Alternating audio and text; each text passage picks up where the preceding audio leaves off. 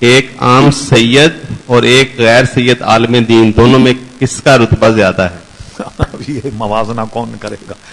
ظاہر ہے کہ وہ یہ کہا جائے کہ وہ سید ہے، وہ عالم ہے، اور سبحان اللہ وہ سید بھی اگر عالم بن جائے تو پھر کیا بات۔ علم و فضل کے اعتبار سے اس کا ادب کیا جائے گا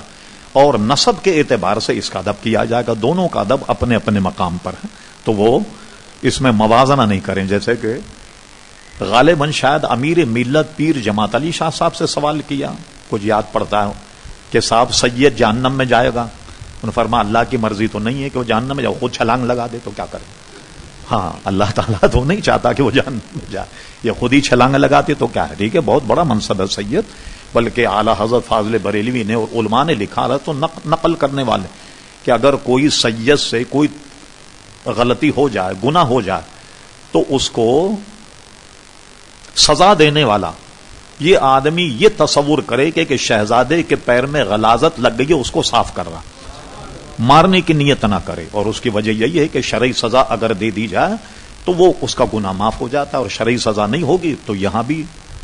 پڑے گا جیل میں اور وہاں بھی جو ہے وہ اس کو سزا ہوگی۔ تو اس وقت بھی وہ یہ تصور کرے کہ گویا ہے کہ شہزادے کے پیر میں غلاظت لگ گئی ہے اور اس کو جو ہے وہ صاف کر رہا۔ تو ظاہر ہے کہ سید ایک نسب ہے اور اس کا ایک الگ احترام اور ادب ہے، علماء کا ادب ایک احترام اور ادب۔ امیر ملت پیر جماعت علی شاہ صاحب رحمۃ اللہ تعالی علیہ مدینہ شریف گئے تو مولانا ضیاء الدین صاحب مدنی رحمۃ اللہ علیہ نے فرمایا، اس معاملے بہت سخت تھے، کہہ لیجیے آپ کوئی آدمی دو، میں 8 سال میں اسے مولوی بنا کر آپ کے حوالے کر دوں گا، اور میں ایک لڑکا دیتا ہوں 20 سال میں اس کو سید بنا کر مجھے دے دوں،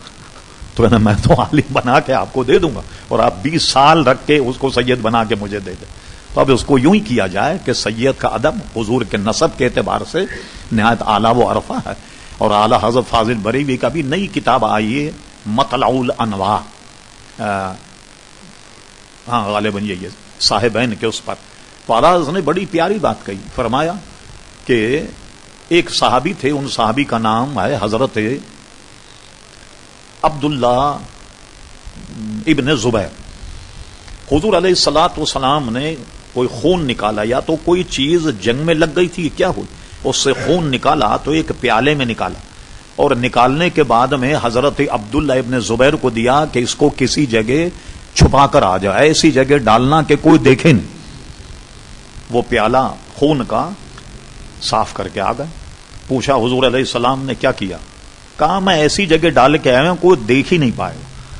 حضور سے تو کوئی بات نہیں چھپی رہی تھی، حضور نے مسکرا کر فرما لگتا ہے کہ تو پی گیا۔ تو اب وہ خاموش ہو گئے اور اس کی وہ تصحیح ہو گئی کہ صاحب وہ انہوں نے تو پی لیا۔ حضور فرمایا یہ فرماتے کہ بہتا ہوا خون تو حرام اور قرآن کی نص ہے، تم پی گئے، کلی کرو، الٹی کرو، نکالو، کوئی ایسی تادیب نہیں، اور آئندہ ایسی حرکت مت کرنا اب تو کی تم نے۔ بلکہ فرمایا کہ جس کے پیٹ میں نبی کا خون داخل ہو جائے، یعنی تمہارے پیٹ میں داخل ہوا تو تمہیں جہنم کی آگ اثر نہیں کرے گی، ٹھیک ہے۔ تو اعلیٰ حضرت مطلع الانوار میں ایک بہت لمبا وہ ہے استدلال، تفصیل پر بحث ہے، اس میں فرماتے ایک خون کا جب یہ حکم ہے تو حضور کی آل کا کیا حکم ہوگا۔ تو بہرحال ہر ایک کا مقام اپنی اپنی جگہ، اللہ تعالیٰ ہم سب کو عمل کی توفیق دے۔